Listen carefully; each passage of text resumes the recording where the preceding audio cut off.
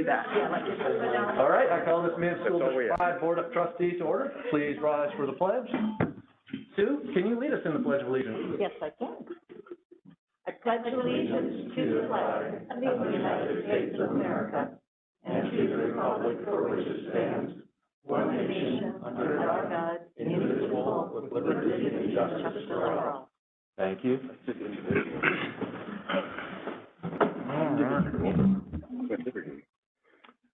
Trustees, have you had time to review the minutes? And I would note that Beth did add some correct minutes. I think there were a few names left off, public comments, I think on May 9th, is that right? Or March 9th? March 9th. Okay, so I think those were added in, so. Entertain a motion to approve those minutes. I move we approve the minutes. I'll second. Thank you, Will. Thank you, Sue. Any further discussion? All in favor, please say aye. Aye. Kim, are you there? I'm here. Can you hear me? Yeah. How do you vote? Aye. And Rebecca, are you there?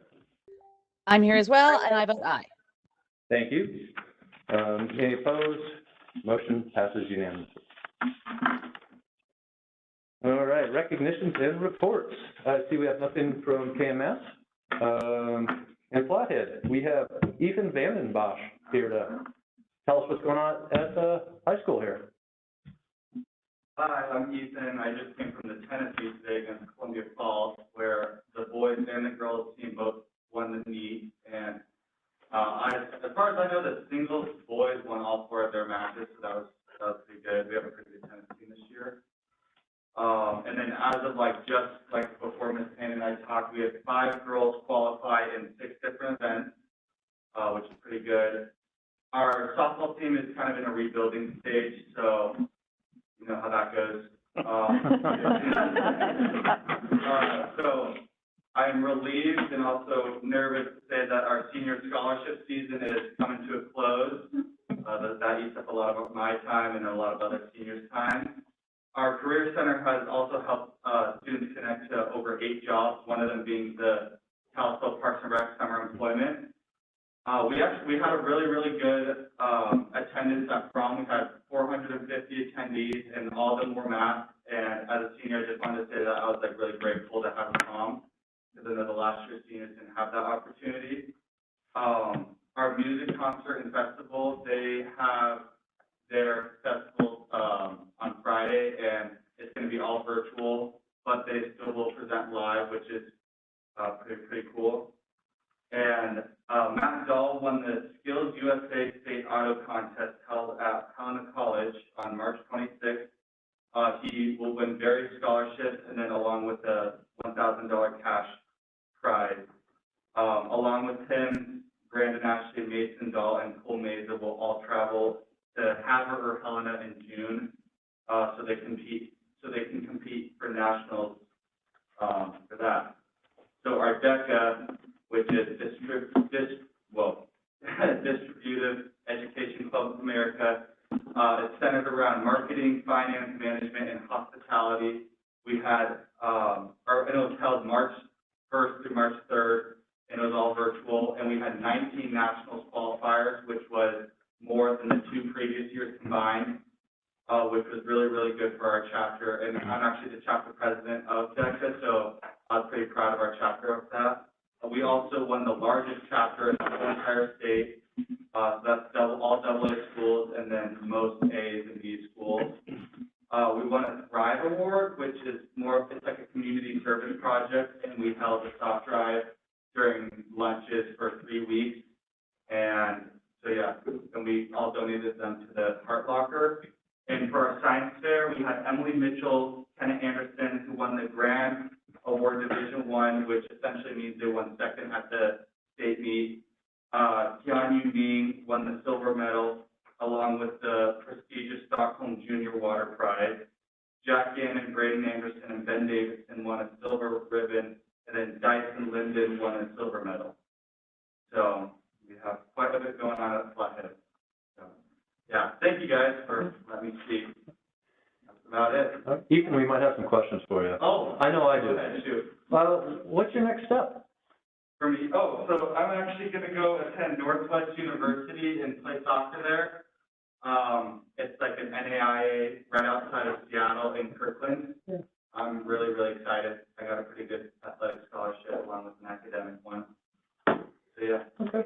And did you ever have a class in the half floors? Did you miss out on that? I didn't have a class in the half floors, but my sister was student aide for Coach Dean, who is the coach last year, and she didn't like the half floors. But I really do like the new school and stuff, and we actually had our DECA state meet in the flex room. So just the addition of the school has really helped our school. So, yeah. Thank you. Other questions, Jeff? So besides academics and extracurricular activities, sports, and you're involved in DECA club, what kind of benefits do you see you're receiving from DECA?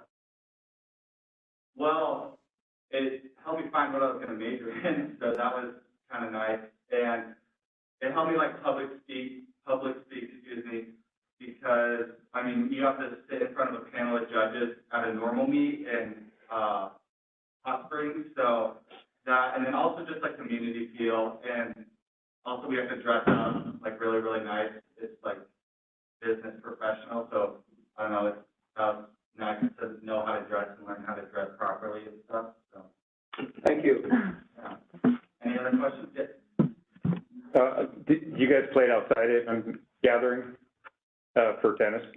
Yes, we do play outside. We play at the FBCC court. Yeah, when was the last time you had 70-degree weather when you played tennis? A little breezy too, huh? It's been pretty breezy. I'm like crossing my fingers that it's going to start warming up. Yeah. Nobody likes to do anything in cold weather. Does anyone wear gloves? Yeah, there actually are tennis gloves. Nice. One thing that I do appreciate about tennis that like I don't get from soccer is soccer you play in rain or shine, but tennis if there's a little droplet of rain, they call it. Thank you. Yep. All right. Good luck, Ethan. Thank you. Thank you, guys. Thank you.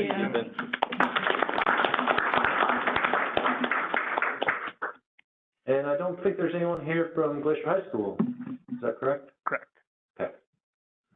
Building update. Mr. Hornby, talking about LRIDE. All right, thanks. So it's been almost exactly a year since I moved back over to LRIDE. I have a few slides, but I kept it pretty brief so that I knew you might have some questions we could go over. You probably want me to stay near this mic, right? Okay. All right, so I put this in just because, I don't know if how many of you have been in LRIDE? I mean, I know the administrative team, but I don't know about all the, so you've been in there recently. For about a year and a half, LRIDE's had an office manager named Heather Lane, and she is amazing at helping, well, the ideas she has, and you're going to see some of those things that we run with, but she decorates the entryway, and so the first slide and then this slide show all 7 months that she's decorated, and it's just a nice, welcoming signature as you walk in the door, and each month it changes. If you look at all those, you can guess at which month they were. I mean, this one's all green, so that would be in March, but anyways, I just wanted to show that because it's been such a great fun place to work with, a lot of fun, interesting, intelligent, creative people. And so it's been a nice move. I'm going to give you a quick, before you start the video that I hope came through with it, this last summer had all new flooring, really almost in the entire building. The only thing missing right now is the library, which will be done in June. So we're excited about that. There's been some exterior paint that's happened. We've added some surveillance cameras. We actually have 19 different views for the smallest building in town. We got it pretty well covered. We have ordered new tables. We're looking for windows in our lunchroom because A lot of this is focused on the lunchroom right now, because that's become our focus, because that's the old gym. We'd like to make that a multi-purpose room and specific to lunch and some activities that classes can do separate from a gym. And so a lot of our focus is there with, we're going to just take out the basketball hoops. We're looking at either projectors or TVs to kind of project some images in there. 7 classrooms, which is a lot for that little building because we only have 11 classes. So over half the classes will have brand new smart panels, you know, in the summer here. And like I said, the library. So did the video come through on that? There's no video. Okay, well, let's go on. So the video is just that, oh, there it is. Okay. This is a show, it's only about a minute long. If it plays, this will just give you an idea. No? Okay. Oh, okay. Oh, never mind. Just go on to the next slide. Okay. I made it complicated.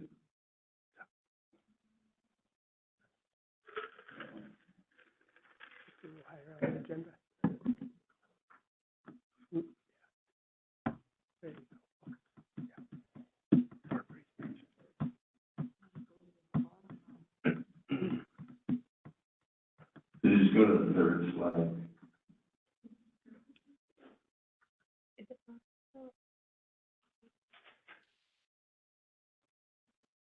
Anyways, there have been quite a few improvements to that building just the last year, and excited for the things that will come.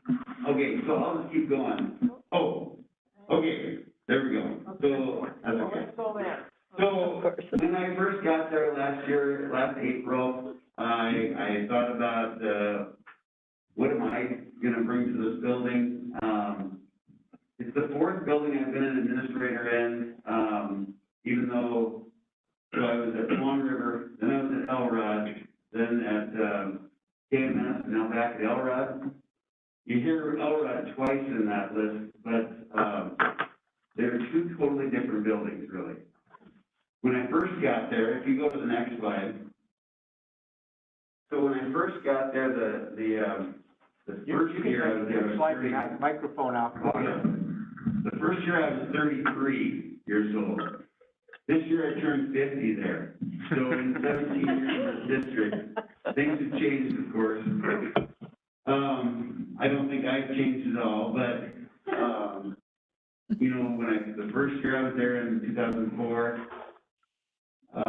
it was a very veteran staff, and I was probably about the youngest person there. Now we're a pretty young staff, and I'm one of the oldest ones there. But, you know, one thing, I think that slide before, which you don't need to go to, but that slide before was really talking about, you know, working with staff and developing a community. And so that next slide just speaks to that really the mission was to create a community, even though we had very little parent involvement because we couldn't. And not that they didn't want to, because we talked quite a bit, we had email with people, we were planning things. But then all the COVID stuff, and, you know, every building's been the same that way. But besides my 50th, one thing, we did an appreciation day. Every month we have a spirit day. And I think that was November, maybe we did, what we appreciate. And I was very shallow in what I came up with. I appreciated Dr. Pepper. So I had a Dr. Pepper shirt. Everybody else came in an Elrod shirt with khakis, and they were all Mr. Hornby. So that was touching. But I think it shows that we've created this community in a short amount of time. And these other pictures are celebrating different groups. We've done that all year. Okay, you go on.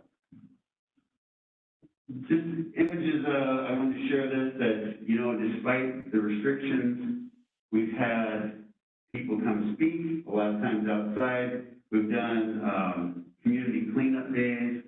We've had plays in the classroom. Teachers have taken kids outside to work as well. So just tried to be as normal as we can this year, which has been, I think, great. Normal as we can, and there I'm hanging from the wall. That was part of a little fundraiser. Jingle bells, COVID smells on the shirt. We had a, ugly sweater contest. Reading in classrooms, this one up here, we wanted to do something where we involved parents, and so we did a school-wide sing-along. We invited parents on the playground, and they were fantastic.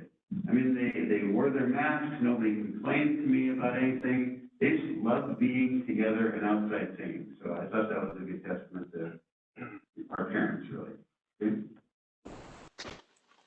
Okay, so we do Spirit Stick. We do the Spirit Day once a month. We do the Spirit Stick every week. We have Elliot Eagle as part of the Spirit Day. But the Spirit Stick, it started with nothing on it. Then each week, a classroom earns it for a number of different things, setting a good example in the hallway, on the playground, at lunch, things like that. And then that classroom that earns it, they put something significant to their class. Sometimes it's their picture, sometimes it's some other little emblem that represents them. We also are doing morning meetings with character trait focus, and you can see every month what our character trait has been. And then each month I send out an email that talks about the topic of the month, and then like 14, 16, 18 different activities they can do related to that topic. So I think it's been pretty productive to focus on those things. You can see what they are, and they're pretty general, kindness, flexibility. We're in determination right now, sticking things out. And that sportsmanship is timely at this time of the year coming up because the playground gets a little bit rougher at times, so we're thinking ahead, I think, on that. Okay. We do Walk the Eagles for like a break for kids if they're having a difficult time with something. Outside, they look like this. They're painted on the playground, and they walk the Eagles to kind of separate themselves from a situation or get a breather. Same thing inside. These are painted on the walls with little words that, these words underneath that are associated with the QR codes. And a student will take an iPad over, hit the QR code, and it'll have them do an activity. Just kind of, again, take their mind off of whatever was bothering them in the moment. Okay. I think this is pretty much the same as every elementary school in town and the middle school, and I mean, has a lot of those things too, CSCT. We have an Intermountain therapist, though, in our building. She's there half-time. We share her with Linderman. Eagle's Nest is a regulation room, and of course, these others you've probably seen, of course, counseling. Rocknet at recess is just an alternative to going outside as a structured recess in our gym. And then check-in, check-out is we have multiple adults that they connect with the students before school and after school. And I threw this slide in there because even though we focus so much on the social emotional component, we've spent an awful lot of time, really that bottom thing, those PLCs, they're still meeting, they're still analyzing data, they're still brainstorming the best practices that they can to support students. Some of those things that have come out are, well, that's the same in every elementary, the grade level para. But, we've changed how we've done reading groups this year, and our math, in most classes, we do it twice a day right now, just trying to do our best to build some of those gaps. Okay. And I really wanted to say this to this group, that we are so grateful that we've been in school all year. And it is really a huge thanks to all of you, because I think of those other schools that haven't been in session, some places just going back just recently, and it's depressing really, because it's been a great year, and despite all the stuff, I just appreciate it. We have this great staff that's worked hard, and our parents have been supportive, and the mask thing with students, I hear nothing the entire year. we've had 2 students, and I can name those 2 students, but I won't here. But those 2 students have had a hard time with the mask. Otherwise, every other student in the building just does it. Pretty good. So goals coming up, I have a series of these. I've gone over these with Micah to start to look ahead. A lot of them still are about the structure of the building, but really, I think now we get into more of the district-wide plans, like with the professional development, and I think we're really excited for next year. I think I just ended with some pictures. With Mr. Hill there, reading to students. Anyways, there's been a lot of stuff going on in a year when, you know, maybe we didn't know that it was going to be so normal. So with that, that's any questions, I guess. Jeff, I'm glad you're back at Elrod. But what do you think will be the biggest challenges for next year in the coming decade as an administrator for an elementary school? I'm going to say, and I don't know what all the other elementaries would say, but I don't know, middle school might say something similar to this too. I think just what do we do to support kids in math? And we have a lot of discussions about that now already. You know, I think we do an excellent job when it comes to reading, but I really, I think and I know our focus has been math. We just have to try and find some answers there. Other questions? Jack? Going back to the parents and kids in school 5 days a week for the whole year, do you have a read as to how many of the parents might be unemployed as a result of the economy versus remaining employed and not having to remotely help their kids learn from home? Do you get, what kind of feedback do you get, or what kind of understanding do you have about that? I really couldn't answer that. I mean, I've had connections with parents all year, mostly through email. There's been a handful of face-to-face, but really, we haven't delved too deep into those kinds of conversations. I don't know. Okay. It's interesting, though. Thank you. Sue? Jeff, I have a question related to the social emotional learning. You know that I love that stuff. Yeah. Have you noticed a difference in like your discipline referrals? Has it gone up or down since you've been emphasizing the social emotional learning? I think I would be able to answer that better if I had been there all of last year when we had students. I know that the actual number is down, but so is our population. So it's hard for me to, I mean, I would say that probably percentage is about the same, roughly the same, but some of those guys that are sent down just need a moment to, you know, I don't know, vent or hear an encouraging word. And so I don't know, some of them they need a break.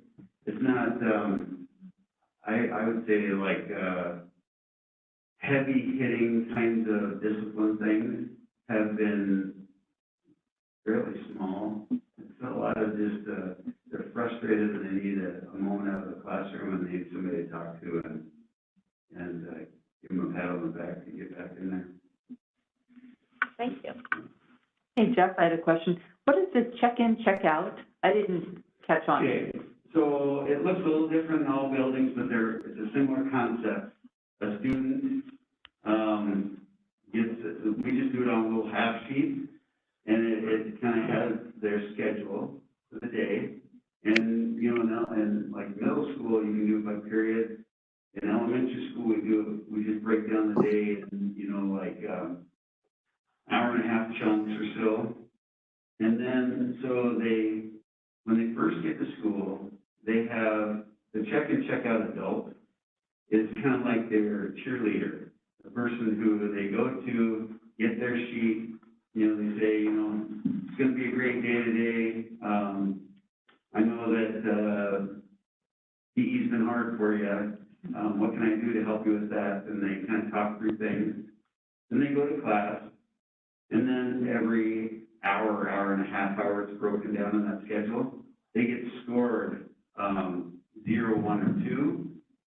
And they set a goal for themselves, like if it's out of 34 total points, and they say, today I'm going to get 28 points, they try and get at least 28 points. And some students who start at 17 points and just try to work towards that. Nobody's perfect, so we aren't going to expect 34 points. But, 28 or 30 might be a goal at some point over the course of like 8-10 weeks that you do that with a student. And then, so they, at the end of the day, they take that sheet back to that coach or that encouraging person that they are connecting with. And then they talk about, how their day was. We see huge improvements in students. And we graph all of that and, towards the end of it, we can share that with a student, what made it so successful for you. And I think most times they say, well, it's I got to hang out with, that teacher. Thanks. Yeah. Rebecca, Kim, do you have any questions for Jeff? I do. This is Rebecca. Jeff, so you mentioned something about scannable QR codes. Do the students have smartphones, or is this aided by a teacher? They are using iPads. Every room has an iPad that they can go and they scan it and they set it down on the floor, and some of them have them do like a yoga move. Some of them, there's a yellow eagle that underneath it is just a smile, and they have to pat their head and rub their tummy. I can't do it. That would be good. So it's a distraction from whatever was frustrating to them. I like that. Cool, cute, thank you. Well, thank you, Jeff. Appreciate you coming by. Yeah. Thank you, Jeff. Thank you. Jeff.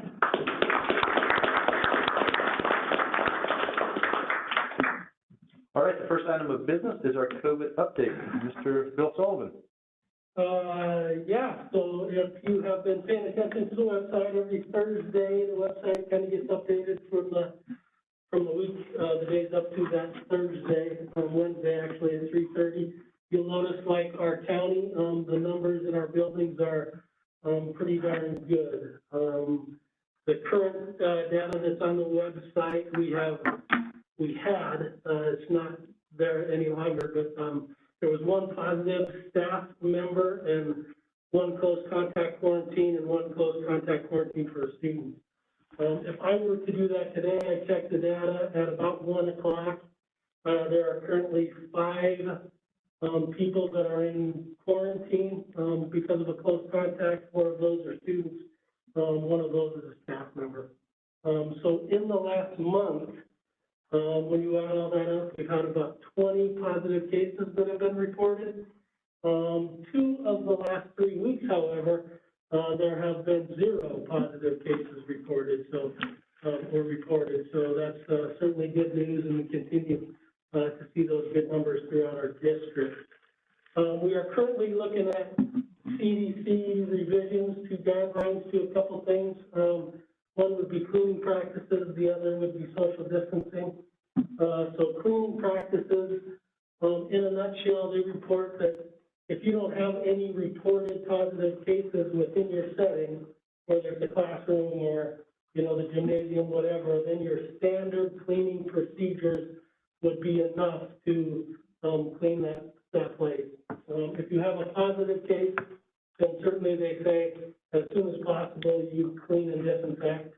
If 24 hours has passed, they now say that you can just clean. The disinfecting part is no longer applicable, necessary. Certainly you can still do that.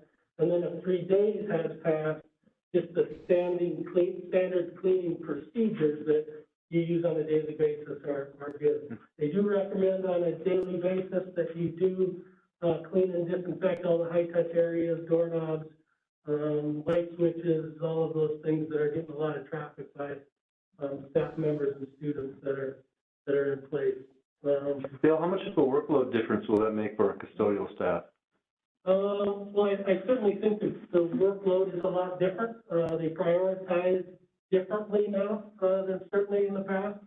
You'll see a lot of, especially in the elementary buildings where when classrooms leave to go to PE and they're empty, a custodian will get in there and clean and disinfect. So the workload is a lot different. Certainly the cleaning is a lot more emphasized and targeted to different things. So certainly it's different. The CDC now also talks about social distancing. They're trying to get schools open across the nation. Certainly Montana in general has been open for a long time. And they say now that elementary students, as long as they're masked up, 3 feet of social distancing it is enough. Middle school and high school, they say 3 feet is enough, but in the kind of low to medium impact areas, which a classroom would be one of those, as long as they're masked up as well. And then in the high transmission areas, such as lunch or those places where it's harder to have a mask on, and they recommend 6 feet. Adults is no different than it was before. 6 feet of separation is still what they are recommending. So I'll meet a little bit later this week with some folks and talk about those recommendations and see how we move forward as a district with those and so forth and so on. Those are the big updates and what's going on. Does anybody have any questions or comments? Yeah, how's the vaccinations coming? I don't necessarily have the district numbers for that. Micah might be able to give you a better data, but I know that the teachers that have signed up and that are certainly getting the vaccination, I believe the majority of them have at least their first shot. I think I was probably one of the ones on the back end of the list, and I had my first shot last week. Okay. So that's... Okay, thank you. Yep. Other questions for Mr. Sullivan? Amy? Yes, I'm just wondering, do you have a personal contact with someone at the CDC or anything like that you can talk about our situation? Or it seems like we're pretty big success story. I'm just wondering if the CDC is kind of knows that. I do not have a personal contact. Okay. Yeah, no personal contact there, but I just lost my train of thought. Maybe somebody we talked to does. Like, do you know somebody? No, so generally what happens with that type of information, it's either being shared out through Montana School Boards Association or the Montana chapter of American Academy of Pediatrics or the local hospital. So we tend to get those kind of updates through email, and then we go in and start digesting all of the information that's being shared. Thank you. Other questions for Mr. Sullivan? Kim, Rebecca? No questions. I just have something quick. Okay, Mark? I just want to say that it's pretty cool that we are kind of evolving with this, and if you stay in contact with the medical professionals, and as we learn more about this infectious disease, and we can adjust to those things. I think the 3 feet distancing is a nice relief, especially, I'm sure, in those elementary classrooms. And I just want to, hey, good job staying with it and staying up with the times and giving us good news like that. Thank you. Yeah, and I would just like to say that certainly, as big as my piece may seem, it's the people in the buildings that make it work and happen. I visit the buildings quite often. As we get through this and as we get to the end of the year, everybody's in the same boat as we're tired, and we're tired of the masks, we're tired of all the cleaning and the disinfecting and all of that stuff. But they are pretty diligent, and for the most part, do a fantastic job of continuing with what we started. Thank you. I know we've come a long way, but I also would hate for people to get sick at the very end of it. We're not quite through it yet. And I'm pretty sure COVID is pretty nasty no matter when you get it. Thank you. Policy updates, first reading. Mr. Hill. Yes. The policy committee met last week, and we reviewed mountains of documents. Most of them were in a form, and I think you guys all got the email from MTSBA. They send out the policy updates. They said they were going to send them out like once every other month to keep the workload light on the board, and then they put 17 policies in. So what the policy committee decided to do was to bring forward just the ones that are in the series, and so we're going through and vetting those. There was really only one in the 3000 series, which is deals with students. And this one is in particular to students of legal age. And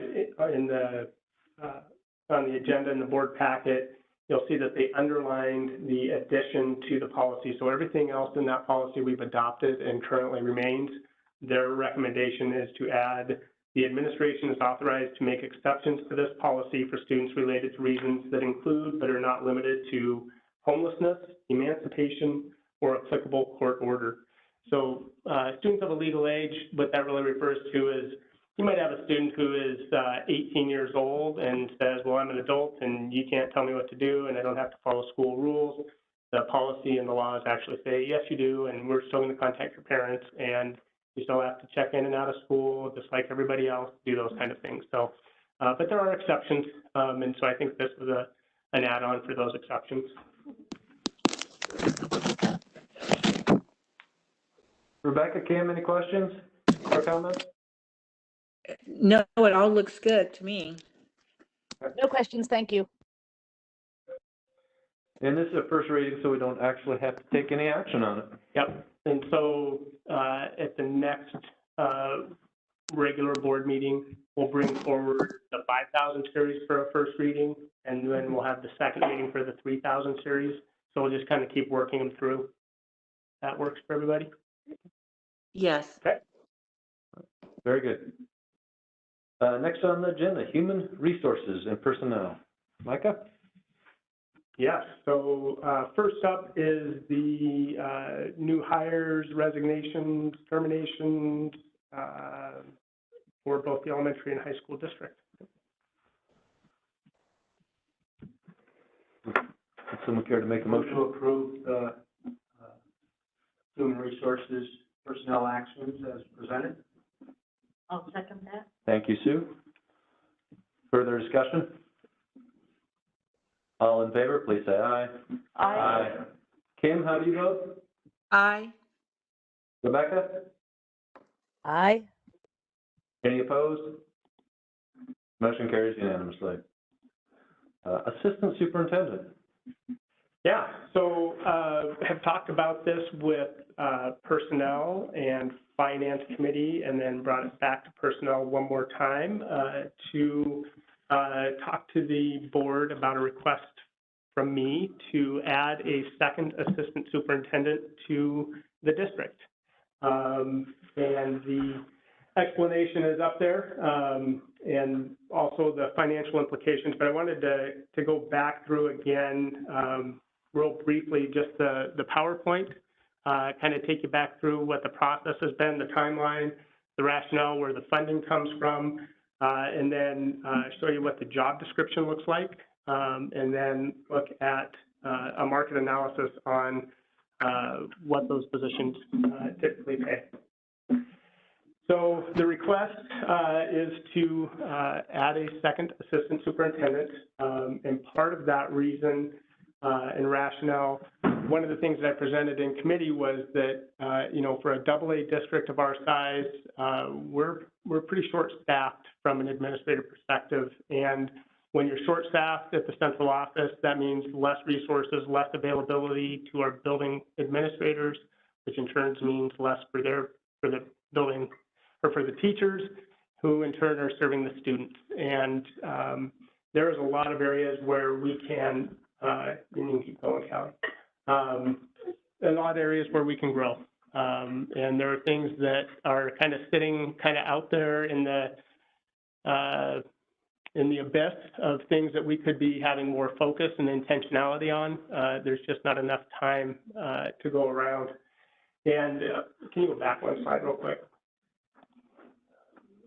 Right there. And this was just to give the board an idea of what other AA districts, their size, and what their administrative capacity is for their districts. And one of the things that we talked about was, you know, some districts will have an assistant superintendent or two, but then they'll also have a director of Indian Ed for All, a director for Gifted and Talented, a director for Traffic Ed, a director for Adult Ed, a director for each of these really specialized areas. And that's not what I'm asking for. I'm not looking for a lot of bureaucracy and, you know, multiple people trying to head up different things. I'm really looking to keep it somewhat consolidated, but also to share the load at the district office.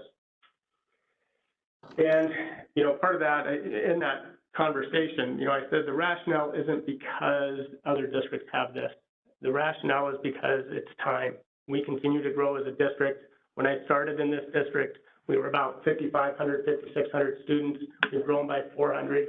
We've added a second high school. We've added another elementary school. We're talking about adding another either elementary or middle school. We just continue to grow, and we need to keep pace with the demands of what we're required to do and what we want to do.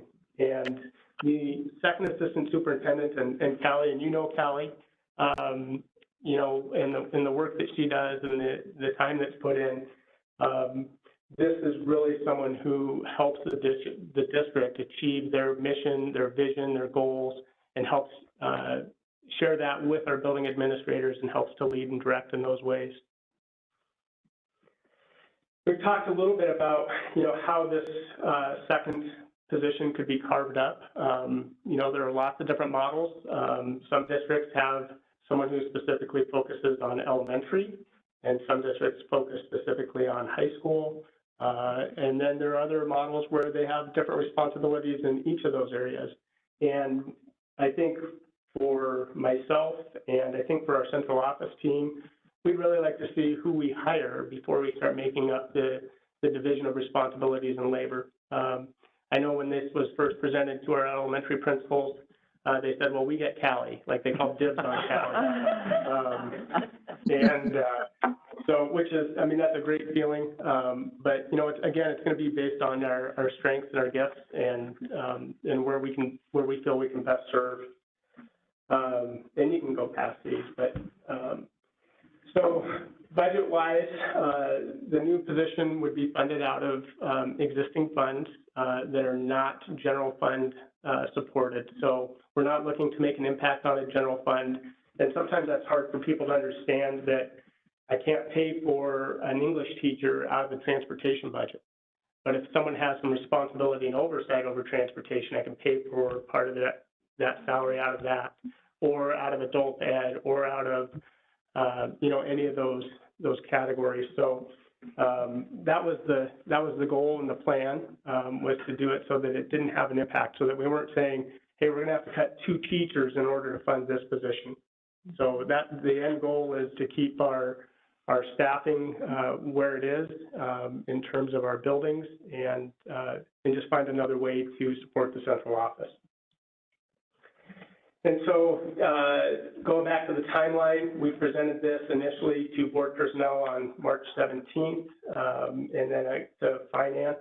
And then during the last couple of weeks, I've had an opportunity to have conversations with various stakeholders, including our administrative team, the KEA union leadership, and other people that, you know, I thought could give some good feedback. And overwhelmingly, the feedback has been, we support this, it's needed, it's time. And so I'm bringing it to the board tonight, and hopefully the request is approved, and we will start the process. Micah, can you give me an example, perhaps in the last year, of like operational capacity? If we had that second person, what would that second person have been doing that would have helped us move the district forward? Yeah, well, I think just some great examples of it is transformational learning. That's been a really big focus of our state legislature in terms of funding that and creating opportunities. It's something that provides additional funding to support our teachers in transformational learning. Also, advanced opportunities is another area, and that is really a career and tech ed focus. And so again, additional things. And at one point, it might have been late February, it was late February. I went to Callie and Gwen. I'm like, hey, we need to do this. And they're just like, you know, with everything else that we have going on, there just isn't the time at the present. And so we kind of put it on the back burner. I mean, we started the plans. I mean, you can talk about things like charter schools, having a really intentional focus on Indian education for all, on gifted and talented, early childhood, all of those different things that just, they don't get the attention that they deserve. Thank you. Other questions? Amy? Mike or Tracy, I was wondering what the range of salaries, what you're thinking that'll be based on will be if it's another, if someone's been in an assistant superintendent position and they've had 5 years experience, or how will that be determined? Yeah, so up here you have the job description. When the posting actually goes out, it'll have some greater detail to it, but we put a salary range of $118,000 to $129,000, and that's step 1 through 5 on what we currently have. And what we did is we looked at what our other AA counterparts are also paying, and so I'll have Sally open that one up and give you a glance.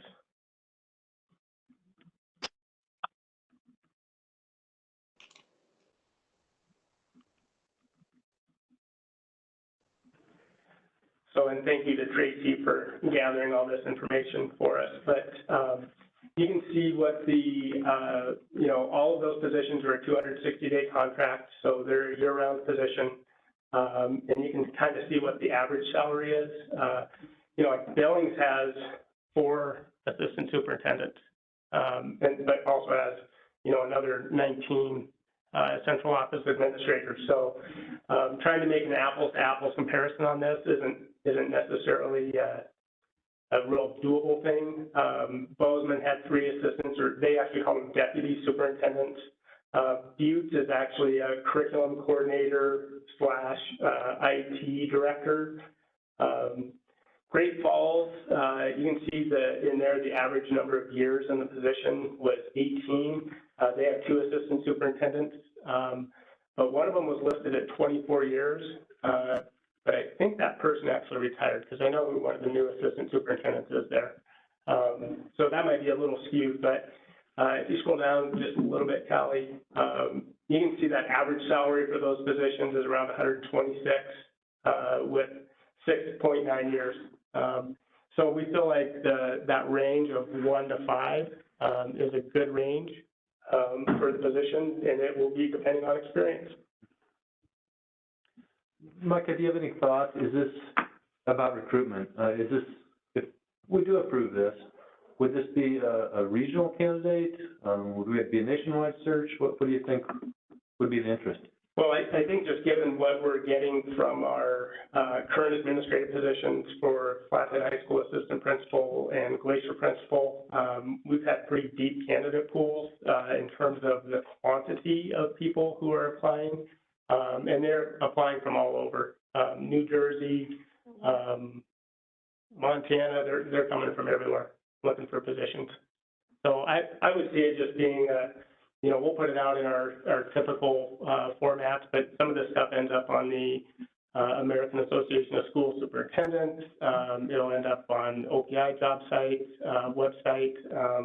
So it'll have pretty broad reach. Intentionally a regional search that would be a multi-state search with some reach nationally would happen, but. Thank you. Other questions? Amy? One more real quick. First, thank you so much that's really great information, and I appreciate you collecting that. And then the other question, maybe for Mike or Gwen, is with the facilities steering committee, and we're you know, planning for the new transportation facility. I'm just wondering, was this potential position considered with our budgeting because we're needing so much transportation money, or is this just going to cause an adjustment for some of that financial planning for that facility. So are you referring to Mike as saying that this would be paid for from other funds? Well, one of the funds was transportation. So, yeah, that just struck me because we're needing a lot of transportation money. I was just wondering if that was gonna,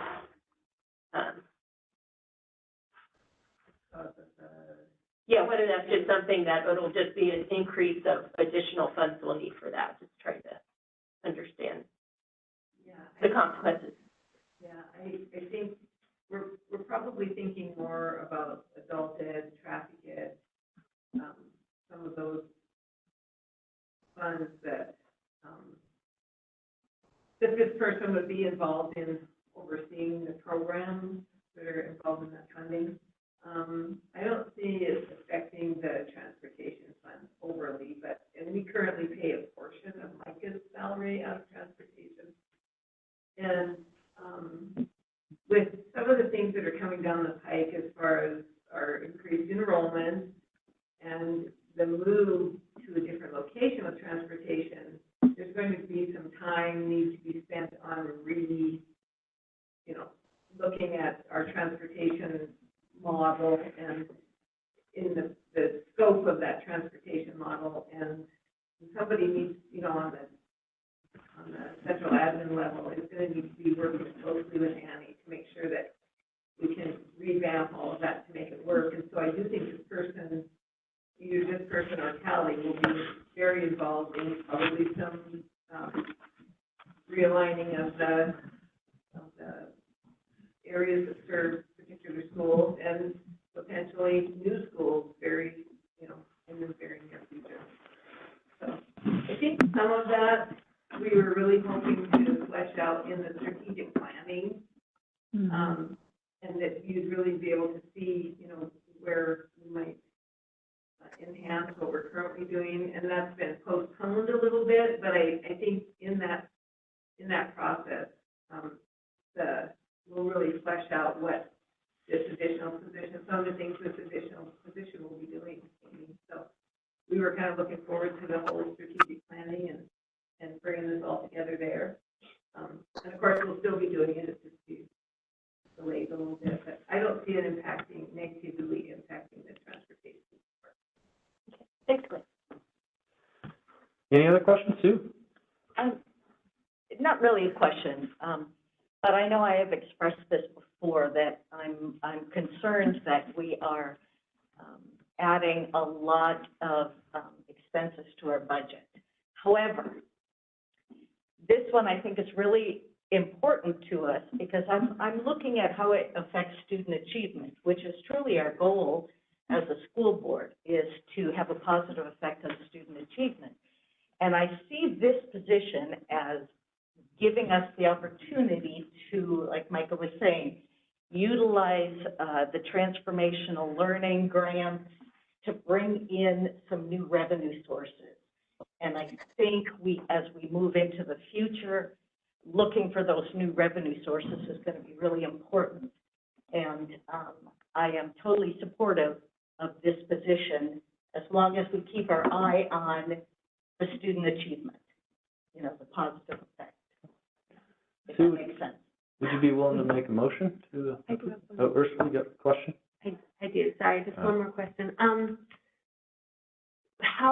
Are there any other central office administration positions that you can see coming forward in the next 10 years, or will this carry us through for 10 years? I guess in my mind, I don't. I can always ask, but at this point, I don't. And even talking with some of the other AA superintendents about their structure and, things that they basically inherited, they certainly value everybody that they have on their team. It takes a little bit of pressure off of them. But one of the things that they would talk about is just, having 17 other people underneath the superintendent trying to get that information and decisions made and those kind of things. It just complicates things. So I don't see that. And are there any other administrators that are doing things that maybe like, I know that some of the things that you are doing and some of the things that Callie's doing would come to this person. Are there things that Gwen is maybe doing or that other people are doing that would also kind of go to this, or not so much? Well, everybody's willing to give up something. Okay. We're drawing straws. Okay. And that's possible, like, it can all kind of be. Okay. Yeah. Great. Yep. You know, Lance, one more thing, I was curious as we're looking at this, and I'm kind of slow sometimes, but I was just wondering how, you know, especially like Bozeman and Buttes, what their overall budget was compared to ours, you know, since they're the closest ones with the number of administrators. I just looked up Bozeman's, I didn't get to Buttes yet, but, you know, they're at $101 million as their overall budget, which is pretty much, you know, in line with us, I believe, but I have no idea what the other ones are. And I would be happy to make a motion, by the way, if we're ready. I think we are. I move that we approve the funding to hire a 1.0 FTE for a second assistant superintendent. I'll second that. Further discussion?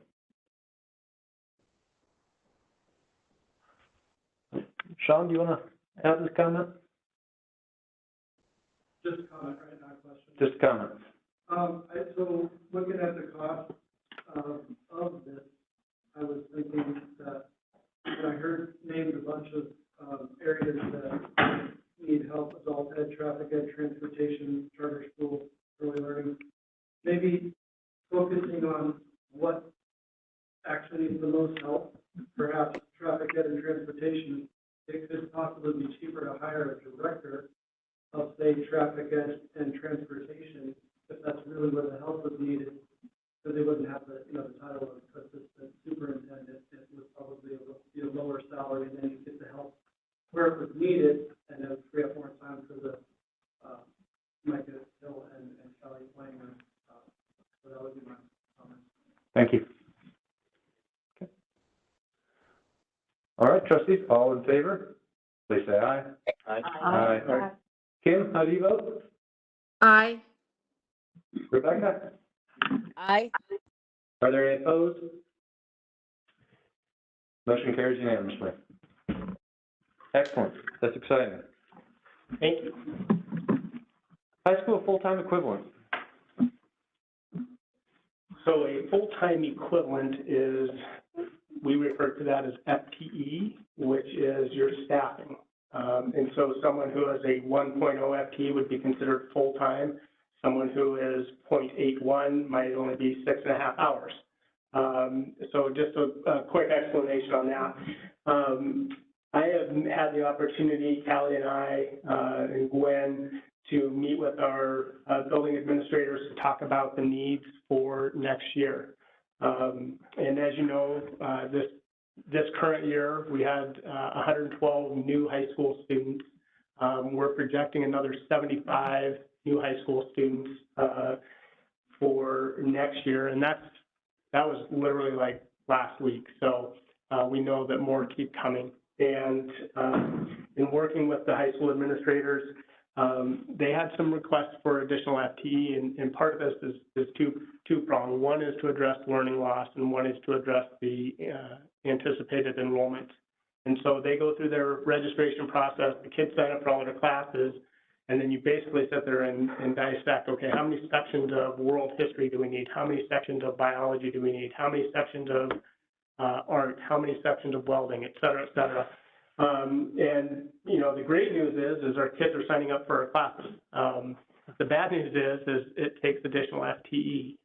One area in particular that has seen a tremendous growth has been our Ag Ed Center.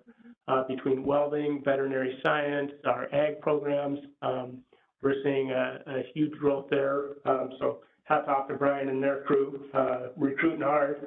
And so the other areas that were requested, really looking at 3 FTE for Flathead, 2 FTE for Glacier High School, 1 FTE for the Ag Ed Center, and a half FTE for Linderman Education Center. And these are in literally they're carved up by 0.1s. Like we need a 0.1 art, or we need a 0.3 business, or a 0.2 family consumer science. And so it literally hits everything. And what they will do once they know they have the FTE is they'll actually start trying to place teachers that are currently maybe not full-time employees into those, but then also knowing that they have to make some adjustments. Typically, you would see maybe we need a 1.0 social studies teacher. But because of some recent resignations and things like that, we've had teachers who teach in 3 different content areas that have resigned, and now we're scrambling to figure out how are we going to backfill and continue to honor the requests of our students. So I couldn't put it together as just a, here's all the moving parts and pieces, because that could change. So it's just a generic request for the FTE. Financial implications on this, it's roughly $325,000 in salary and benefits, and we would be using ESSER 2 and ESSER 3. Those are allowable expenses, one to address learning loss, and one because the state legislature said they were not going to give the budget authority for anticipated enrollment increases this year. So we're meeting the intent of the law in doing so. Also want to point out that our additional A and B on the high school side generated an extra $650,000 of revenue with those additions of that 112. So, and the inflationary increase. So yeah. So when ESSER 2 and 3 is gone, the A and B will continue to be able to support these teaching positions? Yes. Other question I have for you, I know for accreditation, there's a certain standard of students per teacher ratio. How does this work into just kind of on the high school side? I mean, I know usually it's by class rather than by school, I assume. It is. Generally speaking, you can't have more than 30 students in a class or in a section. Where we run into problems when you're developing a master schedule is you might have 50 students who sign up for, since I'm looking at Brian, Ag 1. And so either we run one section with 30 and we cut 20 kids out of the program, or we run 2 of 25. So it's never really nice and clean, like you just say 30 kids to a class. If you have 50 kids, or even if you have a section of 40, either you're telling 10 kids you can't take AP US history or IB English or whatever it is. So that's always a challenge in all of this in terms of creating that master schedule and trying to identify and our administrators do a really good job of trying to squeeze everything they can out of the requests that they have. This would be, pretty low. The other thing I would point out is this doesn't even put us back to our staffing levels of where we were at in 2017 and 18. We've made cuts through attrition. We've had to not offer classes, those kind of things, and there's an opportunity again with the increased enrollment. And do you have a sense that 75 is where we are now, but that we could be up towards 120 again? Yes. All right, other questions? Amy? I was wondering for in 3 years, or after the ESSER funds are gone, and we have to come up with $350,000, do you envision recommending to the board that some funds, $325,000 worth of funds maybe that we have available through the enrollment, but we spend on some kind of short-term needs, and then that will be freed up in 3 years? Or I'm just wondering how that's going to work, how you envision being able to have that much money in 3 years. Well, and I think that's a part of a larger discussion, as we look at the overall ESSER 2 and ESSER 3 dollar amounts and how the board wants to use those. Obviously, we can address some very current and real needs, knowing that, if the A and B continues to hold and or increase as was projected, we should be in pretty good shape on covering those things. But I think, in terms of the money that's there and available and what the allowable uses are for, I think the board needs to have a very deliberate conversation around how they want that to look and move forward. are we supplanting salaries, this year to put that away in the interlocal agreement for, year 3, year 4? I think there's some great opportunities there, to do some things there. But Gwen's going to talk more about that sometime. She's got a master plan. Other questions?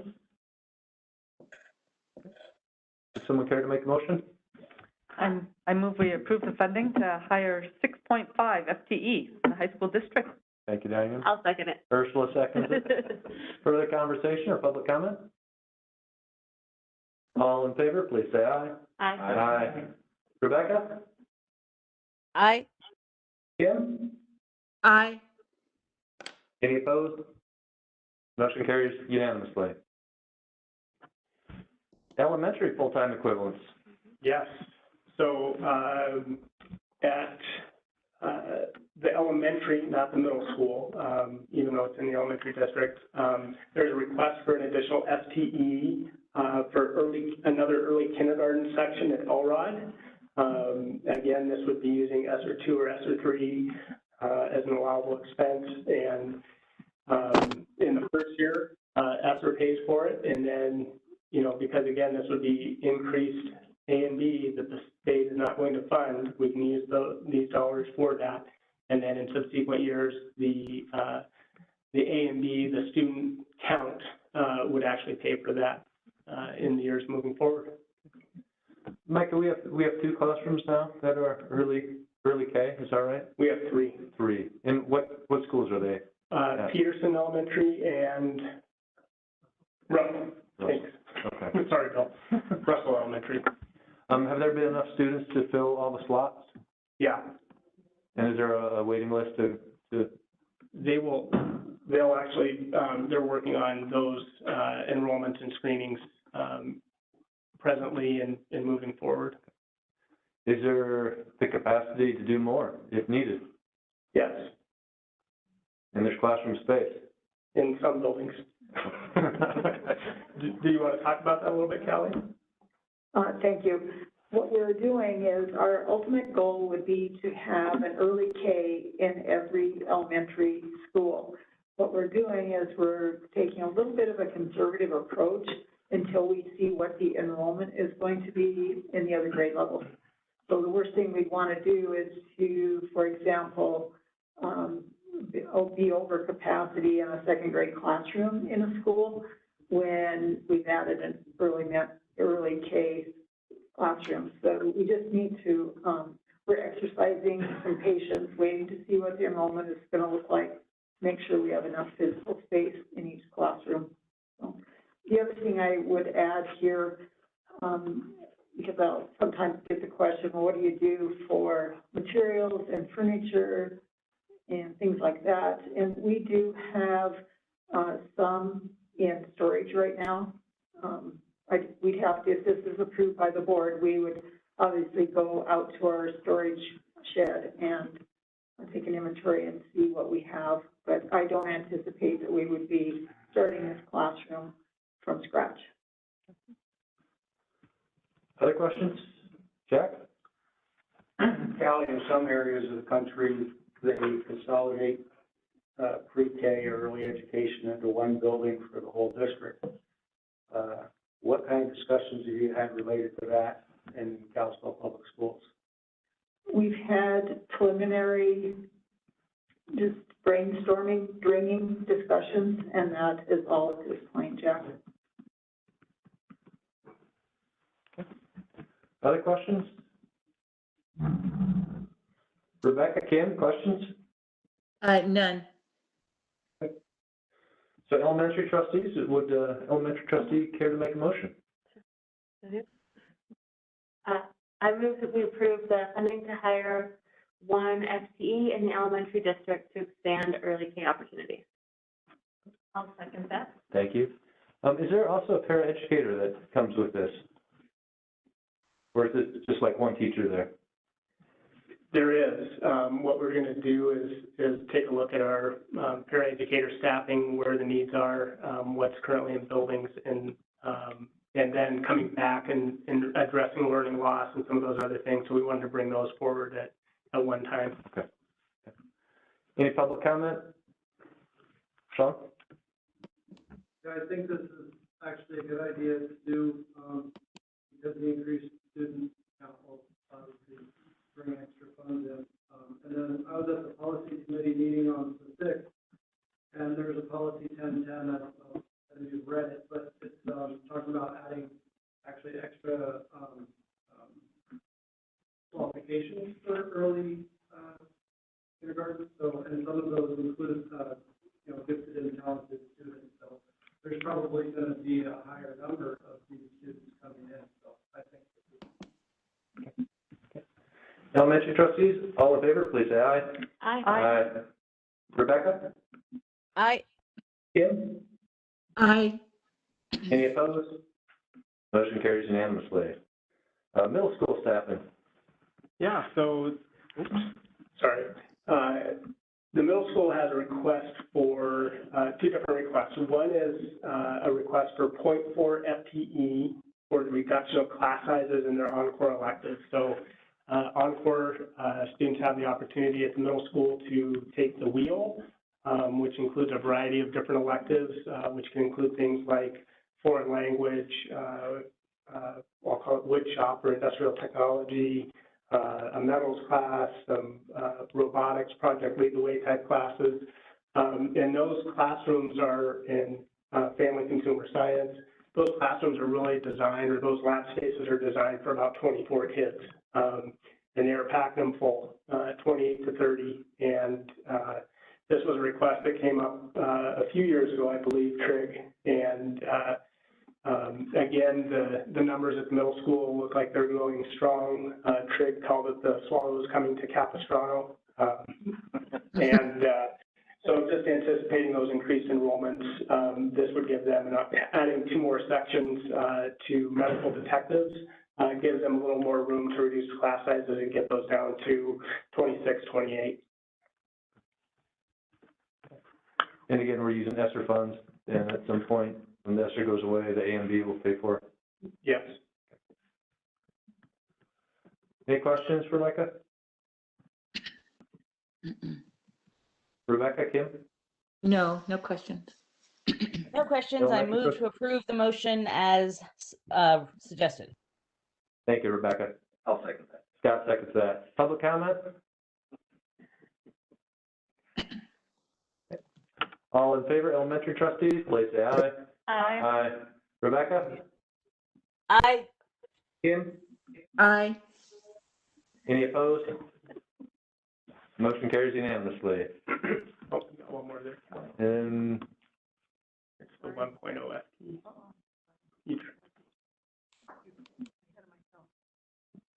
Middle one. Up one. That's one we just did. You skipped one. I wasn't going to say anything, but. there we go. Trig mic question. Sorry about that. All right. And so the middle school is also requesting an additional FTE to support the Aspire program. Last personnel committee, we talked about the Aspire program at the middle school and how we have an elementary program, a high school program, and nothing really for the middle school. At that point, Sarah was thinking that we had asked for an FTE to support either life skills or Aspire. Those numbers are coming very clear now, and she knows she's going to have to put that position in as the life skills at Hedges. And so that leaves us with a little bit of a void at the middle school for fully supporting that program. So at the middle school, the Aspire program would be 1 certified special education teacher. And Trig has a plan for that. He's got someone who's interested and wants to do it, which is awesome. And then that would open up a 1.0 FTE from a regular special ed teacher in the general ed population. And it would also include a half-time person from the current Aspire program at the LEC who would split their time between the high school and the middle school, and then a half-time behavior specialist. So we'll always have two staff on site serving these students. And initial funding will come from from tuition or Medicaid. We have about $1.1 million in the Medicaid fund, and that's something that we've always kind of held back in supporting our students in special services. And so once that is used, then we can look at applying tuition levy to those costs. Thank you. Ursula? It's been mentioned before about splitting staff between schools, therapists and nurses. Does that usually look like splitting day by day or splitting part of the day? How does that work? It could look either way. You could have someone who's half-time, meaning that they're half-time in a building on Monday for half the day, like in the morning, and then they go in the afternoon to another building. Or it could look like I do Monday, Tuesday, and every other Wednesday with that other person. So it could be split up in pretty much any way. Okay. Jack? Would any of these students qualify for the Medicare reimbursement under this type of a program? I don't know. Medicaid reimbursement? Medicare or Medicaid? Medicaid. Medicaid. Yeah, it depends on the services that they're receiving and whether or not their family qualifies for Medicaid. So we could be documenting that, and some of the future funding for this could come from that reimbursement program. Yeah, and that's actually what we're proposing here, is that it be paid for Medicaid, because our tuition is actually a reimbursement the following year, right? Mm-hmm. So there won't be tuition reimbursement for this until a year down the road. Well, that's what I was thinking, not so much this year, next year, but in 4 or 5 years down the road when the documentation of the program would allow for those kind of reimbursements to keep the program going. Thanks, Jack. Other questions? Is there an elementary trustee who care to make this motion? I move that we approve the funding to hire 1.0 FTE in the elementary district for the Aspire program. Should I mention the Aspire program? Motion. Anyway. I think it's okay what you did. A second. Okay. Further conversation or public comment? All in favor, elementary trustees, please say aye. Aye. Aye. Kim? Aye. Rebecca? Aye. Any Aye. opposed? Motion carries unanimously. Leave requests. Mr. Berkey. Bringing a suggested motion in front of the board to approve a leave request that was submitted by Levi Berkey for our next school year. And Levi Berkey is a 10-year social studies teacher at Glacier High School who teaches advanced placement and Western civilization.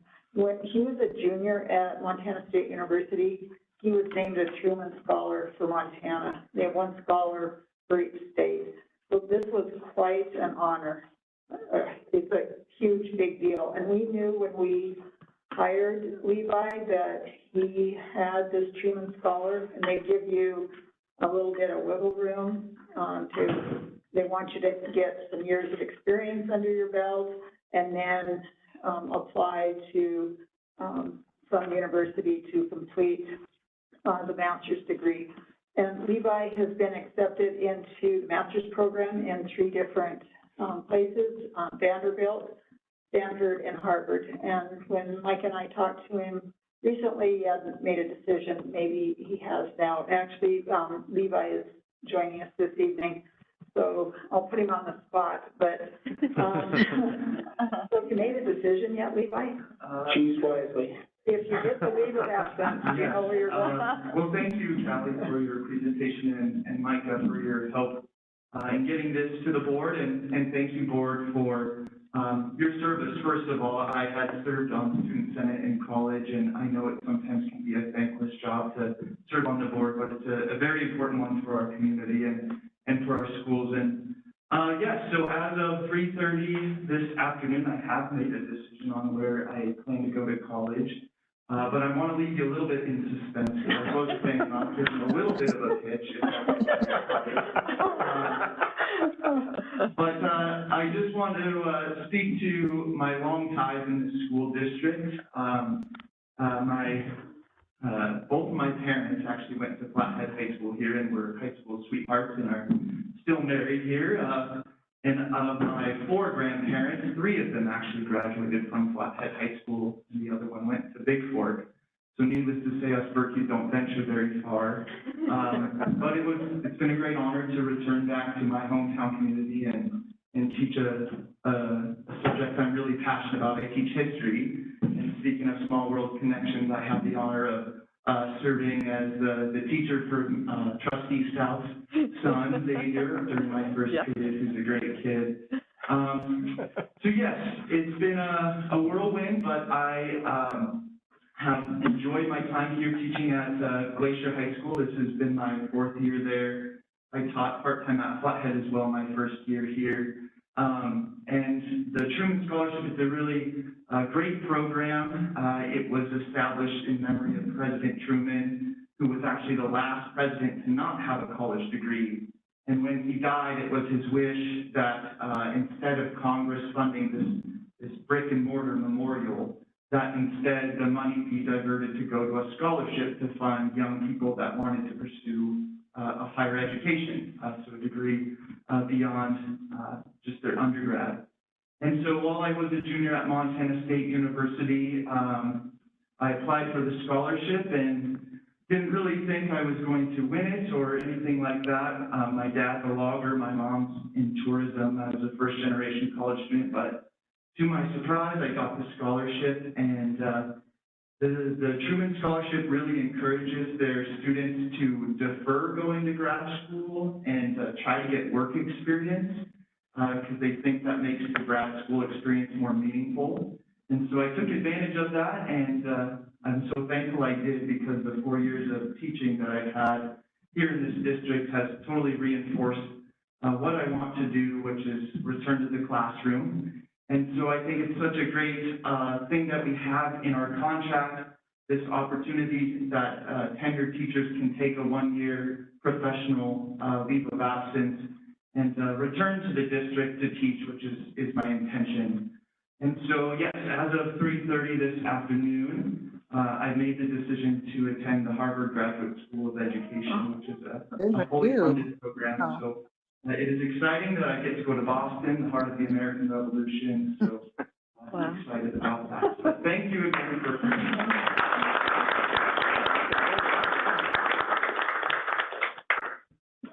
Thank you, Levi. Pleasure.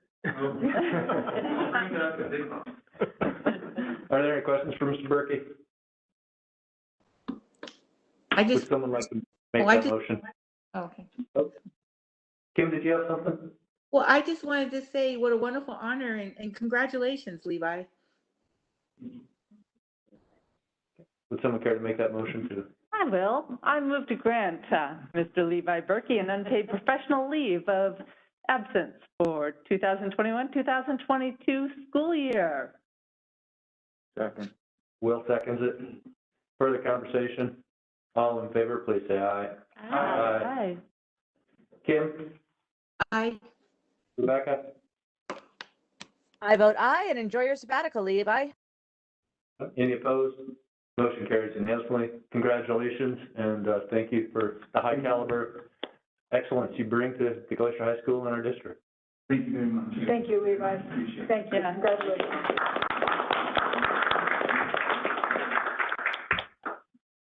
All right. No elementary contracts tonight, but we have a district-wide one for Job Corps, an MOU.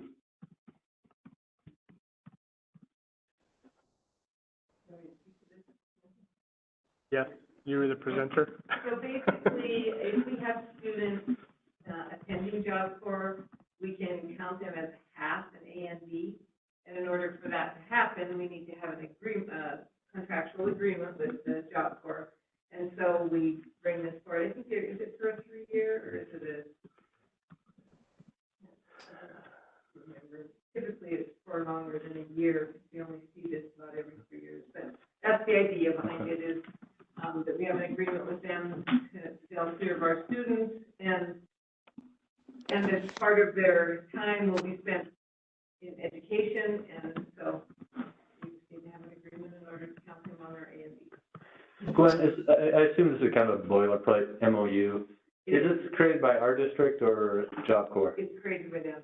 Okay, because I have some questions about it, because, on part of it says there's 3 Job Corps. I think one of them closed.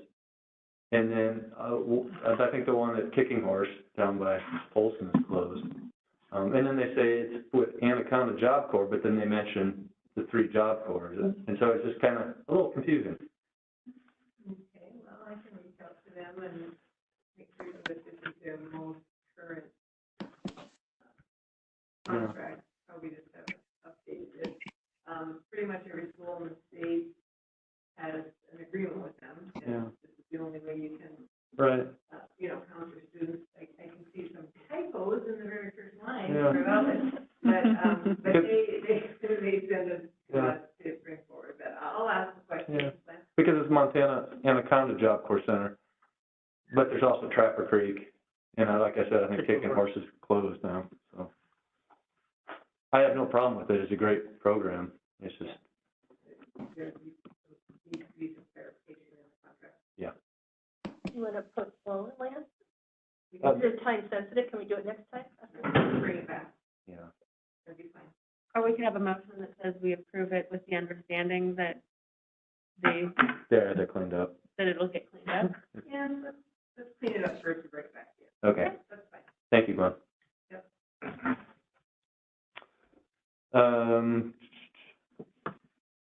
Community outreach and levy education, Mr. Hill? Yes. So, Sue actually had contacted me, as we work to promote our levies and educating our public about what they're for, how they're used, those kind of things. She wondered if there would be an opportunity or a willingness of the board to host some sort of I don't want to use the word event, but you could say event where people with questions could come forward, get them answered. We could talk about budget and how things work, why the ask, how the funds would be spent. But it might be a really good opportunity for our trustees and for myself to engage with our public a little bit more on this. And so it was just a thought, and just wanted to see if there was interest. Kind of a short turnaround. Ballots go out on the 19th. But Sue, maybe you want to talk a little bit more about what you were thinking? I just think this is a great opportunity for us as board members to, listen to our neighborhoods, to our community, and to do a little educating, not so much on the specifics of what a levy is, but why we are asking for this levy. And I think that personal contact, building that relationship with our community is crucial. And I look at this as being an opportunity to do that. Yes, it's a really quick turnaround, but I think one thing we have learned to do this year is to pivot quickly and put things in place. And it doesn't have to be anything elaborate. I mean, I think if we pick a couple schools, one of the high schools, one of the elementary schools, maybe the middle school, maybe the LEC, and get parent groups to invite their members, because I know we've tried it in the past, and I think we even offered food and didn't get that big of a turnout. Well, this time we can't even offer food because of COVID, but I think it's very important that we, let people know what we're doing, why we're doing it, and for them to meet us as as individuals. I think that relationship is important. So I mentioned it to Micah, and I said, I don't know if anybody's interested. I know we're all kind of glad it's the end of the school year, and I've been a little distracted lately, but I think it's an opportunity to get out into the community. Anybody have any thoughts? Would you see a virtual option being a viable option? That's a good question, Lance. I think we almost have to have that option. I just wonder if it could go out on a bright arrow and ask the superintendent kind of thing. Just to put that in your plate, Micah. I love the virtual world. We'll do I whatever wonder we if need. outdoors is a better venue than virtual for this particular thing.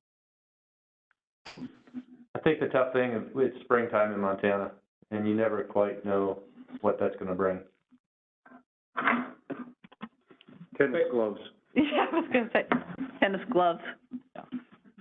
Yeah, I mean, I think, you know, I look forward to those kind of opportunities, so I'm willing to do it. And if I set a date and a time, and we can do it virtually, if we have some material that we can present and that people can see, I think that would be a challenge outdoors. You know, but just an opportunity for people to ask questions and get their questions answered. And for us to listen, to get a little feedback too. I think that's the important thing too. Yep. Thanks for bringing that up, too. So, Micah, do you want to come up with a couple dates? And maybe were you thinking that elementary one and the high school event? Yeah, Separate? that's what, and actually I have some dates and places sitting on my desk at home. I kind of forgot I was supposed to do this tonight. Sorry. So if you want to send me that, I will. and then I can work on. Because I have just a window, you know, like 3 days at Hedges, 3 days at Flathead, or, you know, wherever we want to do it. But not at every school. And not that everybody would have to be at every event. Ooh, that would be amazing if we could. But at least somebody, a few people at each one. No, I think that's great. Sure. I had a thought, if you did want to get us all together somewhere in person, could we have the, where we greet and ask questions, but also have some business that we could conduct if, no one shows up? I don't know, just a thought, we're all going to gather. So maybe on our next board agenda? Pardon me? Maybe on our next board agenda? Yeah, yes, something. I mean, if there was some way that we could actually maybe do just 1 or 2 business items in case we all gathered and no one shows up.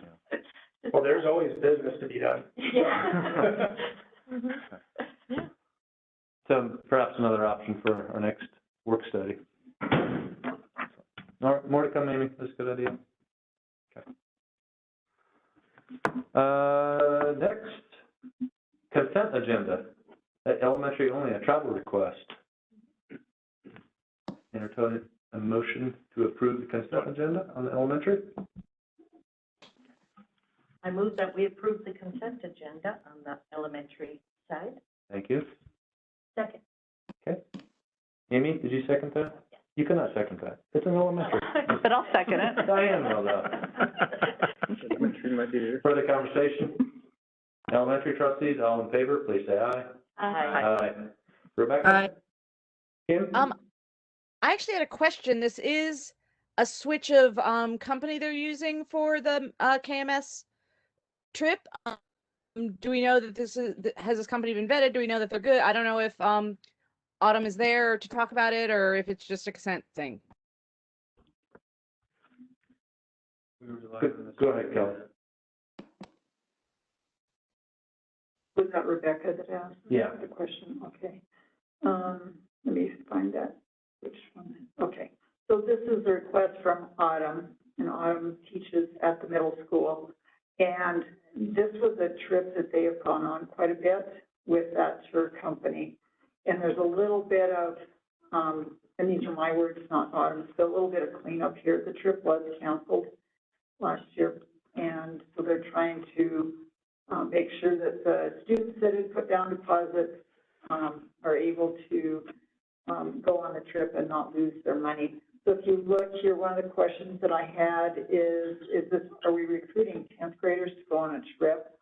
And the answer is no, she's not recruiting 10th graders. Those are literally students that were scheduled to go, had put money down, and didn't get to go. So we're trying to make good and take care of those kids. So it is not a change of it's not a change of company. I'm sorry, I misunderstood. Then I vote aye. Okay. Any opposed? Motion carries unanimously. Consent agenda district-wide. Entertain a motion to approve. With you, Amy. I was gonna second it. Don't move. I'll second it. Further conversation? Let's see. Stephanie, can you tell us about the travel plans and how COVID is affecting them before we vote? You want me to go up there? If you would.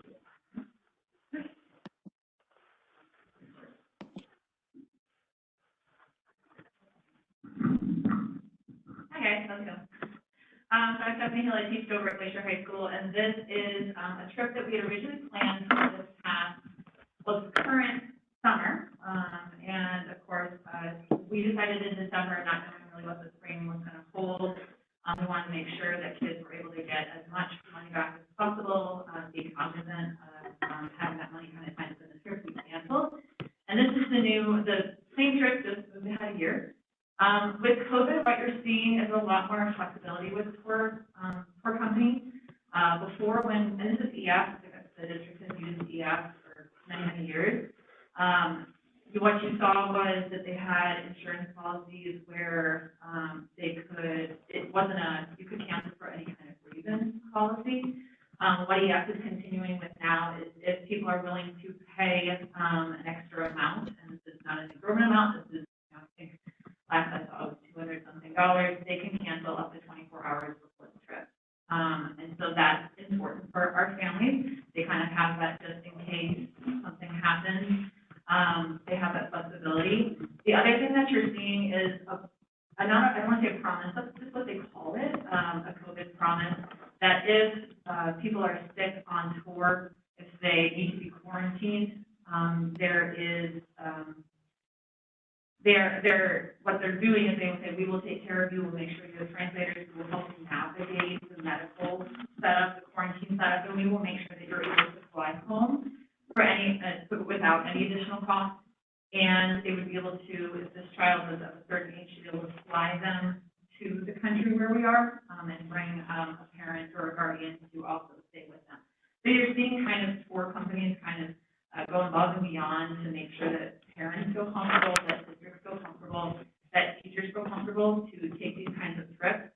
EF is a company that I trust wholeheartedly, that I've been trained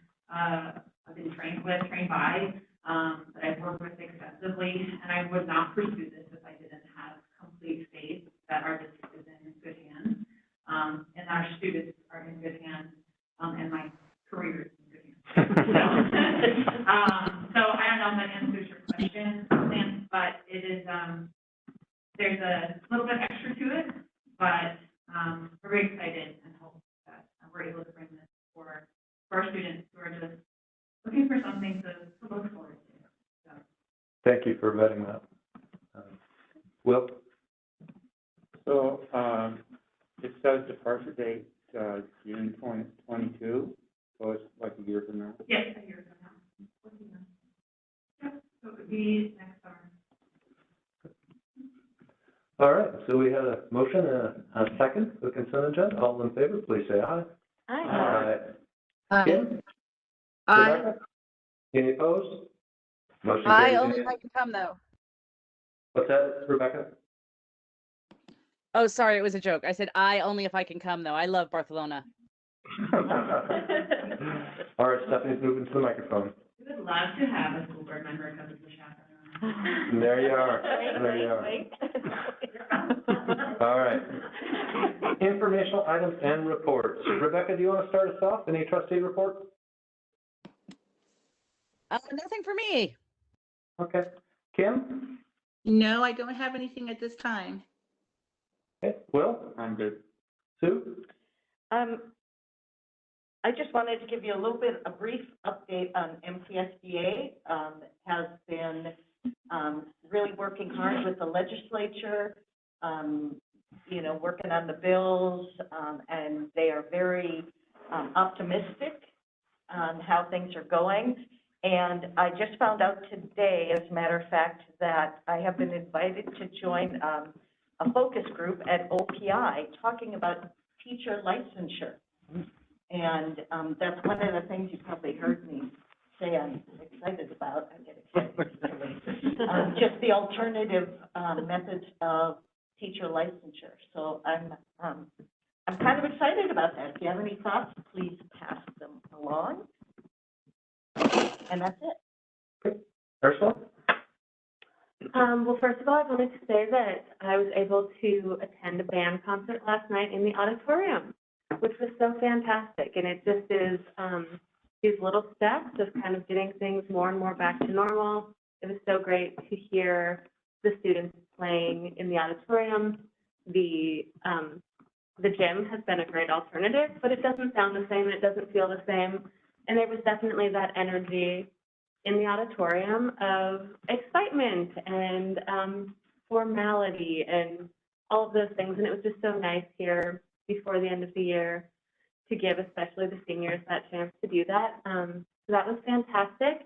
And then today on the board tour of Peterson, there were several staff that stepped out of classrooms and came up to us specifically to give gratitude. And it was just such heartfelt gratitude for the ability to be in school all year and to be with the students. And I just wanted to say thank you back to all of the staff. It was really moving to have them express that, and it was really humbling to have them express that in a way where they were, you know, giving me credit when I know, as you all know, that it is so much all of this joint effort of everybody working together to make it happen. And it was really lovely to have that. Thank you. Scott? Yeah, I second what Ursula said. I've really enjoyed going to the school visits. It's amazing to see the upgrades that have taken place, how happy the kids are to be back in school and to have been in school all year. It's nice to see the teachers and how excited they are to be teaching the kids in person. And so I appreciate the district giving us that opportunity to go into those schools and see that. So. Thank you. Diane? And that's why I was lost on the tour this morning, because I had a parent pull me aside and say, even though she doesn't like the mask, that's why she has been in school this year, is because of that. And that really meant a lot to me, is that she thought that was so important that she wanted to pull me aside and say that. The other thing that I thought was important to mention is that spring activities are open with no limits, and I thought that was really exciting, that play you can attend, which is really neat at Glacier. And if anyone wants to go to go see a tennis match or go out to a track meet, it's cold, but kids are out there, go join them. Nice. Mark? I have nothing to say at this time. Amy? Nothing. Jeff? Nothing. I've been joining every Thursday. There's a think tank that MTSBA puts on. If you have a chance to see who's advocating for us at the state legislature, Sharp Cookies, you know, they're 2 steps ahead, and they're really working for the students of Montana. And, you know, the Montana School Board, you know, I want to thank Sue for being a part of that. As a AA district, we have a seat at the table, and we've always been able to fill it with great trustees, and Sue is continuing that tradition. So, thank you. You're welcome. My pleasure. Administrator reports. Tracy, do you got Oops, anything? I forgot. I did have something to say for check-in. Can I still get a second Okay. chance? All right, Rebecca. Yep. I'm so terrible. As well as going to the band concerts, there was also a jazz band concert for Flathead High School last week, which was truly awesome. Those kids really, it's amazing how much they've learned about swing and jazz over the years. But what I really wanted to talk about was I went to a PIR art education day for the teachers, and it was really wonderful to be welcomed there and to see what some of our teachers are trying to learn about how to introduce art into their classrooms and how to use it in their curriculum. And it was really an awesome experience. I hope others managed to make it to the last 2. Thank you, Rebecca. Tracy? No? Okay, go ahead. Election is in full swing. That's my life right now. And we'll have ballots in the mail on Monday. All righty. Bill, you got anything else to share? I have nothing. Kelly? I do. We've been busy in my office. I am recruiting teacher leaders to be on the district leadership team for Indian Ed for All. So far, I have 13 teachers that have stepped up, very excited to volunteer to be on that team. Our goal is to ultimately build a strategic plan for Indian Ed for All in the district. You will not see a report concerning that plan until probably sometime next year, the fall, early winter, or something like that. We have a lot to do to get our ducks in a row with that. I'm also recruiting teachers to be on a district leadership team for gifted and talented. This has been an area that Mike and I have felt we've wanted to put more energy, more focus into. We just haven't gotten to there, and so now we're ready. We are at the end of a 2-year commitment budget cycle, and so at the beginning of next year, we will have to submit a new GT plan to OPI. And so our timing is absolutely perfect. The current plan that we're under was written by the previous assistant superintendent. And so that's always a little weird dynamics when someone else writes your plan that you have to carry forward. So, and we've done well, but again, Mike and I thought we could do a lot better in that area. So very excited to get both the Indian Ed for All strategic plan moving and also our gifted and talented strategic plan. And as I mentioned, both those will probably roll out in full steam in the fall, early winter at the latest. I'm also leading the committee that is reviewing and going through the process to hire a recommendation for a flight assistant principal. We have a 10-member committee that represents 7 different curriculum areas in Flight High School. We did the screening on Monday, yesterday, and we screened 33 applications, and we are interviewing 5 people next Monday. Very, very excited about the quality of applicants. The 5 candidates, when we called them for an interview, every single one of them were super excited to be granted an interview. So I will, once that process is done on Monday, we've already done I did the reference checks today. We'll run through the process. It'll go in front of the Personnel Committee on Wednesday, the Finance Committee on Friday, and then to the full board for recommendation for hire, if all the stars align and we're in good shape with it. So just starting a real solid process to get a quality educator in for Flighted. We also have year 1 training for our teachers with the KEEP program. The KEEP program is the Kalispell Educator Excellence Program, and that training session is Wednesday, April 21st. It's about 3.5 hours in the Glacier Performance Hall, and it will be led by our KEEP directors that are our year 1 folks. So very excited about that. Both Mike and I plan on being there for some of it, if not all of it, that day. So it's just been an amazing program this year. Again, hats off to the teacher leaders that are doing that. Also, some of you have talked about the activities that have been going on this spring, and one of them is that both high schools, as you know, we have absolutely outstanding theater departments. Probably, and unbiased, I will admit it, but just a tad bit. I don't think there's a theater program in the state of Montana that comes close to ours at both high schools, and I sincerely mean that. You go to large universities, they don't even have the facilities that we do to get started, and then we have our outstanding directors and staff leading these programs.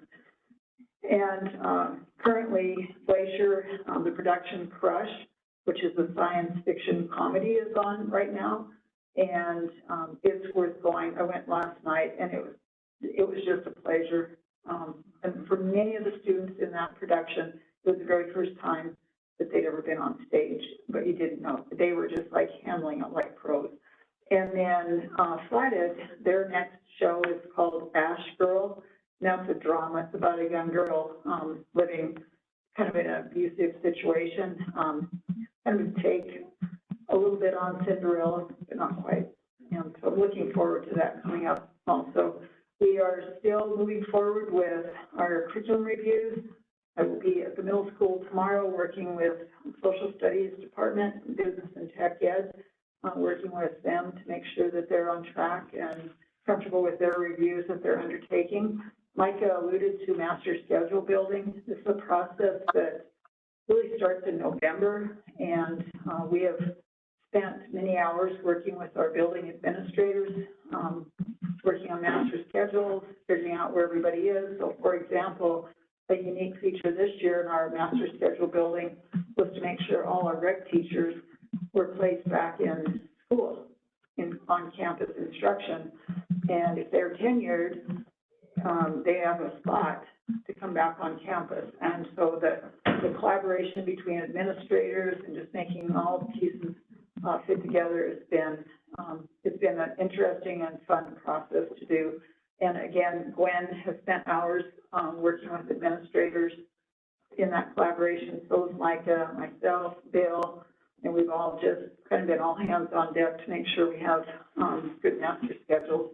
If you see positions that are open in the district, many times those positions, especially, for example, on the elementary level, those are vacant positions because people are resigned, usually because they've retired or they've moved away. A spouse or somebody in their household has moved and they have to go. And so I will sometimes get the questions like, whoa, are you guys adding a bunch of teachers or what? And, but right now we do have holes in the elementary master schedule, and we are hiring. We're interviewing, we're hiring, but it's because we have people that either retired or are moving elsewhere.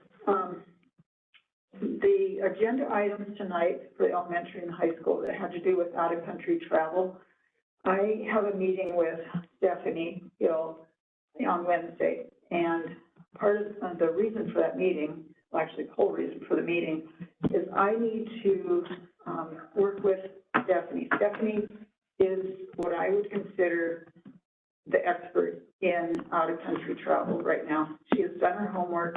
She's been trained by these companies. She knows her stuff. And I'm reaching out. I think it's time that we use a different form.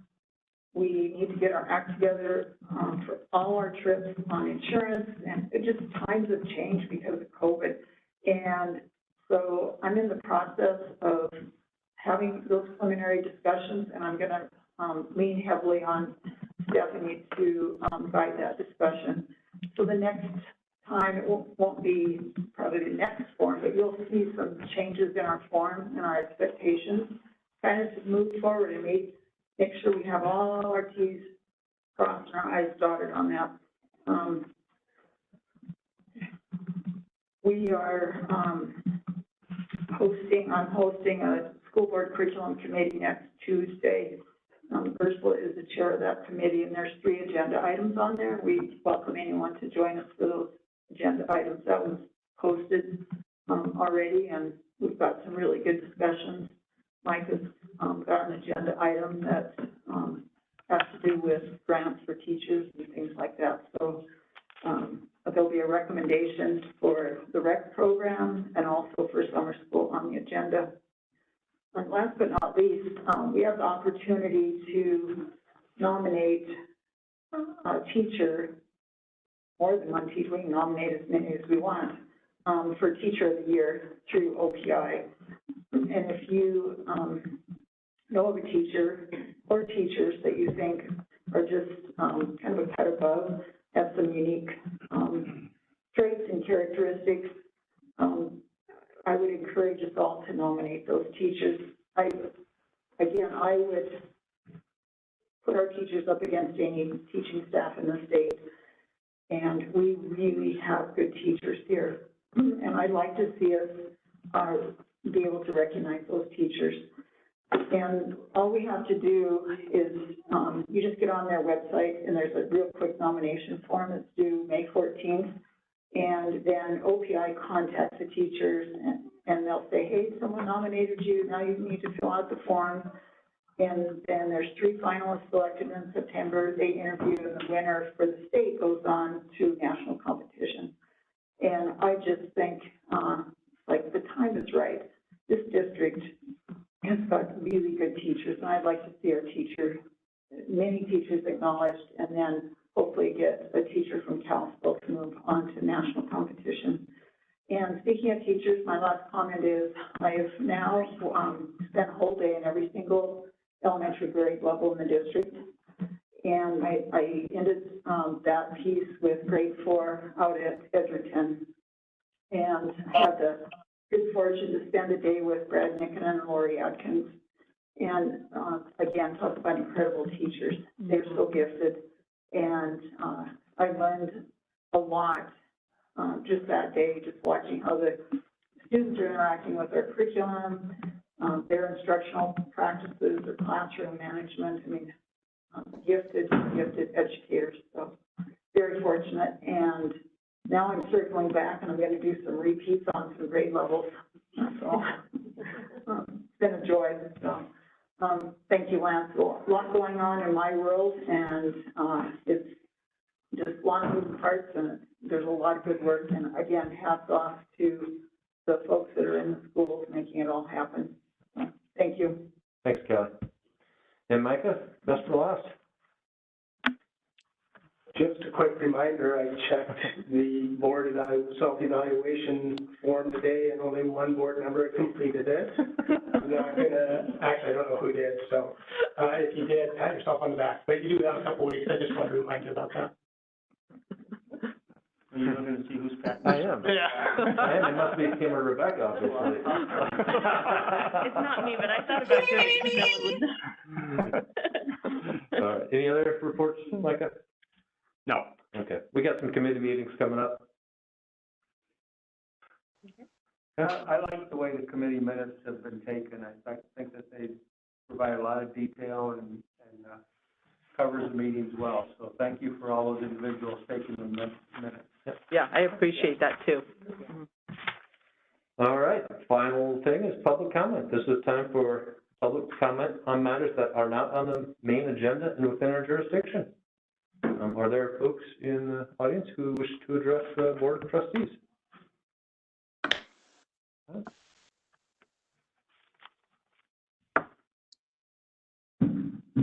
there. I was here a month ago. My name is Brandy Vickery.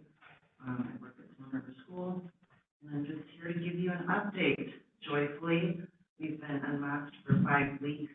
We have a student population of around 180 kids, K-8, with about 20 staff members. Guess what? Not one staff member, student ended up with COVID in the hospital or anything like that. We're still here. We're doing great, and the kids are excited about learning. They're doing what students and kids should be doing, not worrying about masks. So I have a letter here that I can submit to the board if you'd like, just kind of stating what I just said. But I saw in the minutes, I remembered that Micah said something about revisiting unmasking, depending on when the staff members had enough time to get vaccinated. Well, they have. Anyone who wants to get vaccinated has had time to get vaccinated.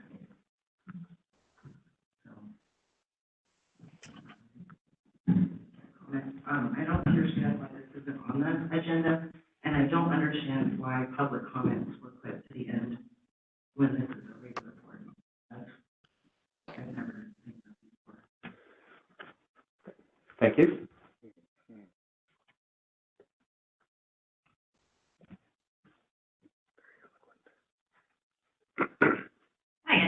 Hi, where's the address? Okay. So again, Trustee Hill, I just wanted to say a very heartfelt thank you. You are very clearly champions of public education, which is your mission. I read it. You are not just champions of one group. or the loudest voice in the room, but truly public. I am a public school teacher who got to teach my students and love my students and support my students in person in the middle of a worldwide pandemic. I am a public school teacher whose classroom was full of laughter and memories and learning every single day. I am a public school teacher who feels listened to and trusted and appreciated and safe at my job. And I am also so proud to not only be a member of our community, but also to serve a community who truly does support public education. You have all endured things that would shake even the most dedicated public servants, and yet you are all still here. You are all here for all of us, and you are so, so appreciated. Thank you. Thank you. Would anyone else like to address the Board of Trustees? I'm Jennifer Beazer, I have 2 boys in the district, and I have a background of healthcare for many, many years. And I lost part of my job last year because of COVID, which led me to the awesome opportunity to be a substitute cafeteria worker this year, mostly at Russell, but at a couple of the other elementaries, which was super fun. And if you haven't been a lunch lady, you should really do it. People are the salt of the earth, and they love our children, and they know them by name, and they know their stories, and it's truly amazing. Sorry to get a little bit emotional. But otherwise, I just wanted to say thank you. I think that our district has done a great job across the board in working on ways to keep us all healthy. And so the sanitation and disinfection and all of the things that have been happening, I'm bragging about them to my friends that live in other states. So thank you. Thank you. Would anyone else like to address the Board of Trustees?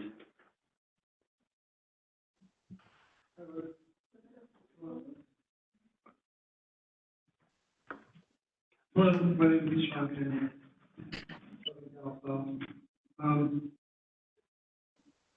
I'd like to start out with some appreciation. I certainly appreciate Jeff's update from Elrod. It sounds like it's a really close-knit group there, and you all are doing a great job. I'm not sure what, you mentioned something about math. I'd like to hear more about that. If that's like a curriculum thing or what can be done to help math there. And then Ethan, in his student update, that was really cool to hear. Unfortunately, I didn't get somebody from Glacier. I was kind of confused though, because Glacier was on the agenda, but Ethan wasn't, but I'm glad somebody came to fill in. And then I'd certainly like to talk about the fact that this public comment is at the end of the meeting. This is a challenge for a lot of people. There was quite a few people that have left that were going to speak. And it used to be in the beginning of the meeting, which for parents, if you're truly concerned about hearing from the public, like Sue Corrigan said, you really would like to do public outreach, but you would have it at the beginning of the meeting. And there's a number of reasons for that. If you want to hear from parents and they've got young children, it is not easy to come here and not know when public comment is. Last time it was at 9 p.m., tonight it's at 8 p.m.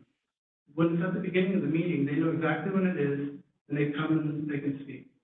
And then also, if you want to hear from the public, why on earth did you all remove your cell phone numbers from the website? All you have now is your emails. You used to have your cell phones up there. You call Jack in the past and spoke with him. Now your cell phone numbers are gone. So when you say you want to hear from the community and you remove your cell phone numbers from the and maybe you don't even know that it happened, but I'm assuming you know. For some reason they were removed. Anyway, I have 16 public comments here, and according to Board Policy 1441, written comment will be entered into the record.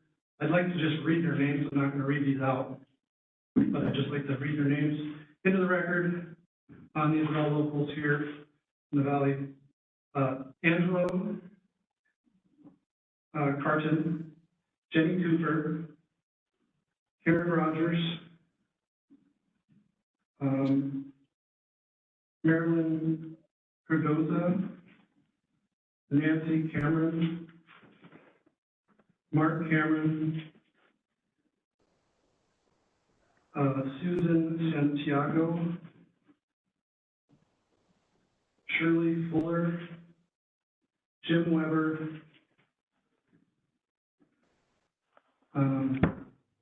Talia Fisher, Dennis Gomez,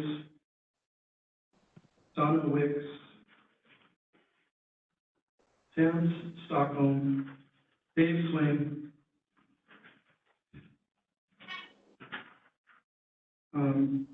Jared Carton, and Suzanne Weber. I'm not going to read this comment, I'm just going to hand it in, so hopefully it can be scanned into the record as per Board Policy 1441. And I would urge you to please put the comment at the beginning. If you truly are sincere about the fact you want to hear from the public, it makes it a lot easier for the public to comment when you have it at the beginning of the meeting. Thank you. Thank you. Would anyone else like to address the Board of Trustees? All right. Oh, Tracy would. My daughter asked to come tonight. She's 15 years old, and I told her no. I'm gonna try to do this without crying. I don't know if I can. Thank you. Because of you, my daughter got to experience her freshman year at Glacier. Because of you, she got to work hard and make it on the freshman team at Glacier. And because of you, she actually got to have a season. Because of you, she got to participate in speech and debate this year. And because of you, she got to participate at state. And because you believed in us so much, she even got the Freshman Outstanding Award of the Year for state. Because of you, she has made lifelong friends. She's on the honor roll. She almost has a 4.0. She has passion for the world because of the classes. And that wouldn't have happened if it wasn't for you. She really wanted to come here today and tell you that. But I just wasn't sure what the environment is. I wish that this room was filled with 5,000 people congratulating you on an amazing year. We have 37 days left in the school year, and we have worked so hard to keep the doors open. And I hope you know that there are so many people out there that are so grateful to everything that you've done. So my daughter just wanted to tell you thank you. So thank you. Thank you. Does anyone else like to address the trustees? All right, entertain a motion to adjourn. I move we adjourn the meeting. Second. Give it to Scott. We give it to Scott. All in favor, please say aye. Aye. Adjourned.